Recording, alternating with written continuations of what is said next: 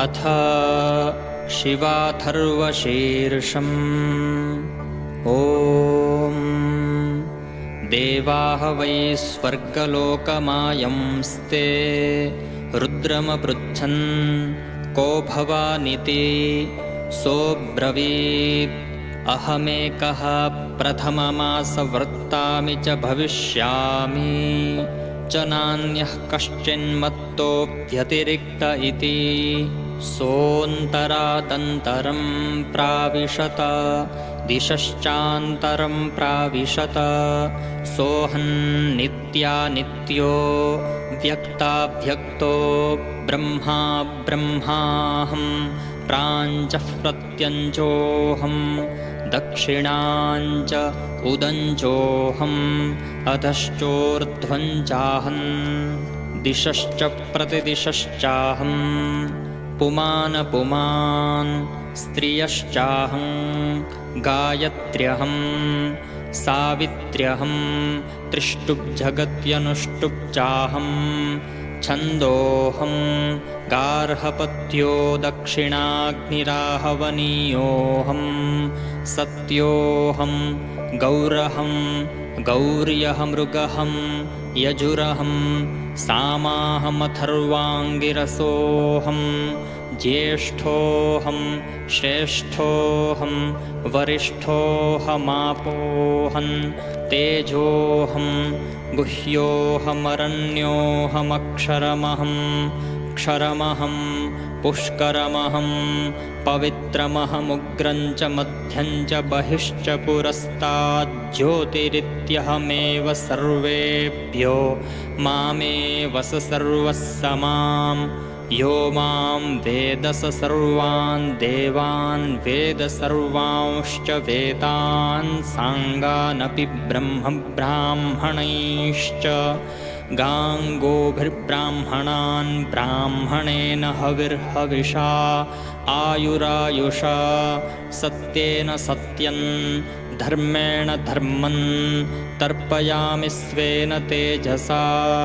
ततो ह वै ते देवा रुद्रमपृच्छन् ते देवा रुद्रमपश्यन् ते देवा रुद्रमध्यायन् ततो देवा ऊर्ध्वबाहो रुद्रं स्तुवन्ति। ॐ यो वै रुद्रः स भगवान् यश्च ब्रह्मा तस्मै वै नमो नमः। ॐ यो वै रुद्रः स भगवान् यश्च विष्णुस्तस्मै वै नमो नमः। ॐ यो वै रुद्रः स भगवान् यश्च स्कन्दस्तस्मै वै नमो नमः। ॐ यो वै रुद्रः स भगवान् यश्चेन्द्रस्तस्मै वै नमो नमः।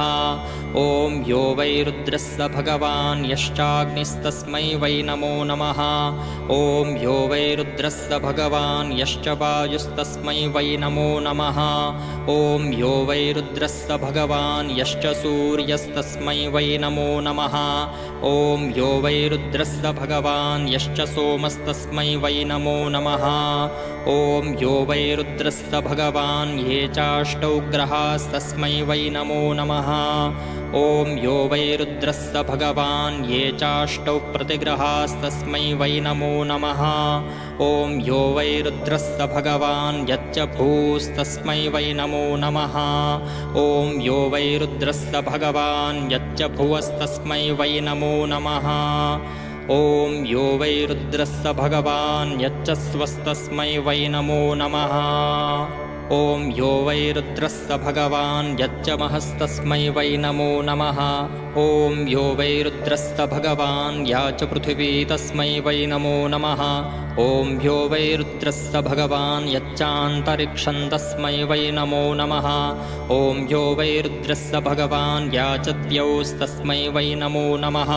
ॐ यो वै रुद्रः स भगवान् याश्चापस्तस्मै वै नमो नमः।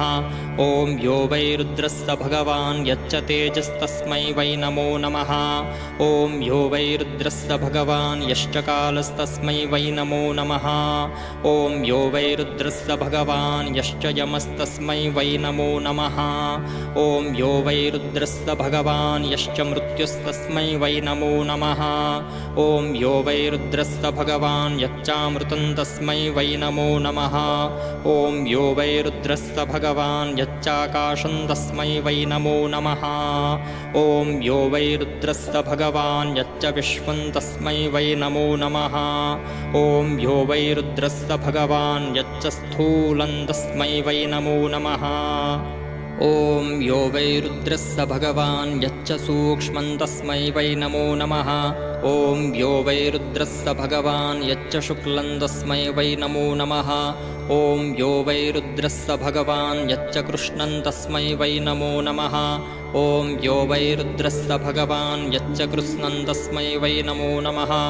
ॐ यो वै रुद्रस्य भगवान् यच्च सत्यं तस्मै वै नमो नमः। ॐ यो वै रुद्रस्य भगवान् यच्च सर्वं तस्मै वै नमो नमः। भूस्ते आदिर्मध्यं भुवस्ते स्वस्ते शीर्षं विश्वरूपोऽसि। ब्रह्मैकस्त्वं द्विधा त्रिधा वृद्धिस्त्वं शान्तिस्त्वं पुष्टिस्त्वं हुतमहुतं दत्तमदत्तं सर्वमसर्वं विश्वमविश्वं कृतमकृतं परमपरं परायणं च त्वम् अपामसोमममृत अभूमागन्मज्योतिरविदाम देवान्। किन्नूनमस्मान् कृणपदरातिः किमु धूर्तिरमृतं मार्त्यस्य। सोमसूर्यपुरस्तात् सूक्ष्मपुरुषः सर्वं जगद्धितं वा एतदक्षरं प्राजापत्यं सौम्यं सूक्ष्मं पुरुषं ग्राह्यमग्राह्येण भावं भावेन सौम्यं सौम्येन सूक्ष्मं सूक्ष्मेण वायव्यं वायव्येन ग्रसति तस्मै महाग्रासाय वै नमो नमः। हृदि स्था देवताः सर्वा हृदि प्राणाः प्रतिष्ठिताः। हृदि त्वमसि यो नित्यं तिस्रो मात्राः परस्तु सः। तस्योत्तरतः शिरो दक्षिणतः पादौ य उत्तरतः स ओङ्कारः य ओङ्कारः स प्रणवः यः प्रणवः स सर्वव्यापी यः सर्वव्यापी सोऽनन्तः योऽनन्तस्तत्तारं यत्तारं तच्छकलं यच्छुक्लं तत्सूक्ष्मं यत्सूक्ष्मं तद्वैद्युतं यद्वैद्युतं तत्परं ब्रह्म यत्परं ब्रह्म स एकः य एकः स रुद्रः यो रुद्रः स ईशानः य ईशानः स भगवान् महेश्वरः। अथ कस्मादुच्यत ओङ्कारो यस्मादुच्चार्यमाण एव प्राणानूर्ध्वमुत्क्रामयति तस्मादुच्यते ओङ्कारः। अथ कस्मादुच्यते प्रणवः यस्मादुच्चार्यमाण एव ऋग्यजुस्सामाथर्वाङ्गिरसं ब्रह्म ब्राह्मणेभ्यः प्रणामयति नामयति च तस्मादुच्यते प्रणवः। अथ कस्मादुच्यते सर्वव्यापी यस्मादुच्चार्यमाण एव सर्वान् लोकान् व्याप्नोति स्नेहो यथा पललपिण्डमिव शान्तरूपमोतप्रोतमनुप्राप्तो व्यतिशक्तश्च तस्मादुच्यते सर्वव्यापी। अथ कस्मादुच्यतेऽनन्तो यस्मादुच्चार्यमाण एव तिर्यगूर्ध्वमतस्ताच्चास्यान्तो नोपलभ्यते तस्मादुच्यतेऽनन्तः। अथ कस्मादुच्यते तारं यस्मादुच्चार्यमाण एव गर्भजन्मव्याधिजरामरणसंसार महाभयात्तारयति त्रायते च तस्मादुच्यते तारम्। अथ कस्मादुच्यते शुक्लं यस्मादुच्चार्यमाण एव क्लन्दते क्लामयति च तस्मादुच्यते शुक्लम्। अथ कस्मादुच्यते सूक्ष्मं यस्मादुच्चार्यमाण एव सूक्ष्मो भूत्वा शरीराण्यधितिष्ठति सर्वाणि चाङ्गान्यभिमृशति तस्मादुच्यते सूक्ष्मम्। अथ कस्मादुच्यते वैद्युतं यस्मादुच्चार्यमाण एव व्यक्ते महति तमसि द्योतयति तस्मादुच्यते वैद्युतम्। अथ कस्मादुच्यते परं ब्रह्म यस्मात् परमपरं परायणं च बृहद्बृहत्या ब्रह्मयति तस्मादुच्यते परं ब्रह्म। अथ कस्मादुच्यते एकः यः सर्वान् प्राणान् संभक्षणेनाजः संसृजति विसृजति तीर्थमेके व्रजन्ति तीर्थमेके दक्षिणाः प्रत्यञ्च उदञ्च प्राञ्चो विव्रजन्त्येके तेषां सर्वेषामिह सङ्गतिः साकं स एको भूतश्चरति प्रजानां तस्मादुच्यत एकः अथ कस्मादुच्यते रुद्रः यस्मादृषिभिर्नान्यैर्भक्तैर्द्रुतमस्य रूपमुपलभ्यते तस्मादुच्यते रुद्रः अथ कस्मादुच्यते ईशानः यः सर्वान् देवानीशते ईशानीभिर्जननीभिश्च शक्तिभिः अभित्वा शूरनोनुमो दुग्धा इव धेनवः ईशानमस्य जगतः स्वर्दृशमीशानमिन्द्रतस्थुष इति तस्मादुच्यते ईशानः अथ कस्मादुच्यते भगवान् महेश्वरः यस्माद्भक्तान् ज्ञानेन भजत्यनुगृह्णाति च वाचं संसृजति विसृजति च सर्वान् भावान् परित्यज्यात्मज्ञानेन योगैश्वर्येण महति महीयते तस्मादुच्यते भगवान् महेश्वरः तदेतद्रुद्रचरितम् एषोह देवः प्रदिशो नु सर्वाः पूर्वो ह जातः सौगर्भे अन्तः स एव जातः स जनिष्यमाणः प्रत्यङ्जनास्तिष्ठति सर्वतो मुखः एको रुद्रो न द्वितीयाय तस्मै य इमाल्लोकानीशत ईशनीभिः प्रत्यङ्जनास्तिष्ठति सञ्चुकोञ्चान्तकाले संसृज्य विश्वा भुवनानि गोप्ता यो योनिं योनिमधितिष्ठत्येको येनेदं सर्वं विचरति सर्वं तमीशानं वरदं देवमीड्यन्निचाय्ये मां शान्तिमत्यन्तमेति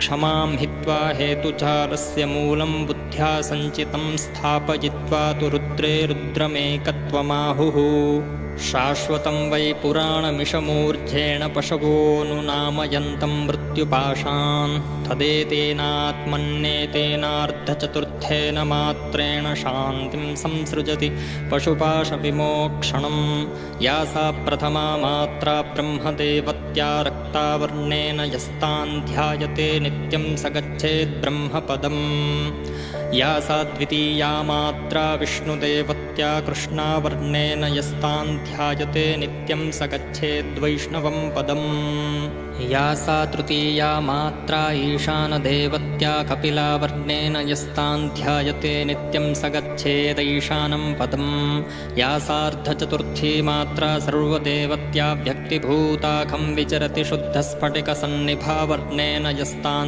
ध्यायते नित्यं स गच्छेत् पदमनामयम् तदेतदुपासीत मुनयो वाग्वदन्ति न तस्य ग्रहणमयं पन्था विहित उत्तरेण येन देवा यान्ति येन पितरो येन ऋषयः परमपरं परायणं चेति वालाग्रमात्रं हृदयस्य मध्ये विश्वं देवं जातरूपं वरेण्यं तमात्मस्थं येनुपश्यन्ति धीरास्तेषां शान्तिर्भवति नेतरेषाम् यस्मिन् क्रोधं याञ्च तृष्णां क्षमां चाक्षमां हित्वा हेतुजालस्य मूलं बुद्ध्या सञ्चितं स्थापयित्वा तु रुद्रे रुद्रमेकत्वमाहुः रुद्रो हि शाश्वतेन वै पुराणेनेष मूर्धेण तपसा नियन्ता अग्निरिति भस्म वायुरिति भस्म जलमिति भस्म स्थलमिति भस्म व्योमेति भस्म सर्वं हवा इदं भस्म मन एतानि चक्षुंषि यस्मात् व्रतमिदं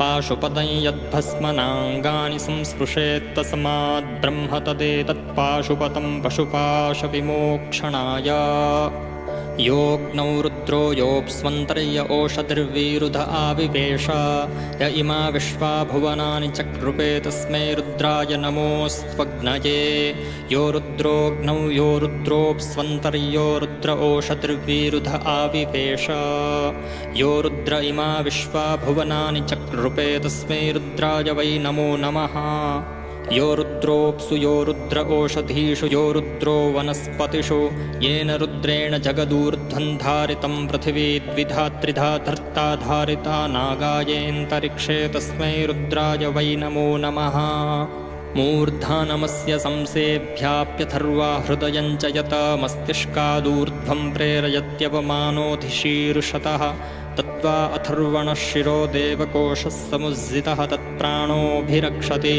शिरोऽन्तमथो मनः न च दिवो देवजनेन गुप्ता न चान्तरिक्षाणि न च भूम इमाः यस्मिन्निदं सर्वमोतप्रोतं तस्मादन्यन्न परं किञ्च नास्ति न तस्मात् पूर्वं न परं तदस्ति न भूतन्नोत भव्यं यदासीत् सहस्रपादेकमूर्ध्ना व्याप्तं स एवेदमावरीवर्तिभूतम् अक्षरात् संजायते कालः कालाद्व्यापक उच्यते व्यापको हि भगवान् रुद्रो भोगायमानो यदा शेते रुद्रास्तदा संहार्यते प्रजाः उच्छ्वसिते तमो भवति तमस आपो स्वङ्गुल्या मथिते मथितं शिशिरे शिशिरं मध्यमानं फेनं भवति फेनादण्डं भवत्यण्डात् ब्रह्मा भवति ब्रह्मणो वायुः वायोरोङ्कार ओङ्कारात् सावित्री सावित्र्या गायत्री गायत्र्या लोका भवन्ति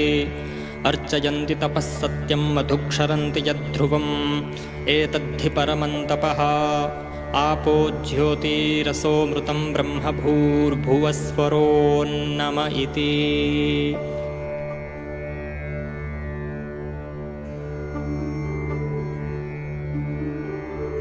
जो कोई ब्राह्मण इस अथर्वशीर का अध्ययन करता है वह अश्रोत्रिय हो तो श्रोत्रिय हो जाता है, अनुपनीत अर्थात उपनयन संस्कार से रहित हो तो वो उपनीत हो जाता है, वह अग्निपूत अर्थात अग्नि से पवित्र होता है, वायुपूत सूर्यपूत और सोमपूत होता है, वह सत्यपूत और सर्वपूत होता है, वह सब देवों से जाना हुआ और सब वेदों से ध्यान किया हुआ होता है, वह सब तीर्थों में स्नान किया हुआ होता है, उसको सब यज्ञों का फल मिलता है। 60,000 गायत्री के जप का तथा इतिहास और पुराणों के अध्ययन का एवं रुद्र के 1,00,000 जप का उसको फल होता है। 10,000 प्रणव के जप का फल उसको मिलता है। उसके दर्शन से मनुष्य पवित्र होता है, वह पूर्व में हुए 7 पीढ़ी के पुरुषों को तारता है। भगवान ने कहा है कि अथर्वशीर का एक बार जप करने से पवित्र होता है और कर्म का अधिकारी होता है, दूसरी बार जपने से गणों का अधिपतित्व प्राप्त करता है और तीसरी बार जप करने से सत्य स्वरूप ओमकार में उसका प्रवेश होता है।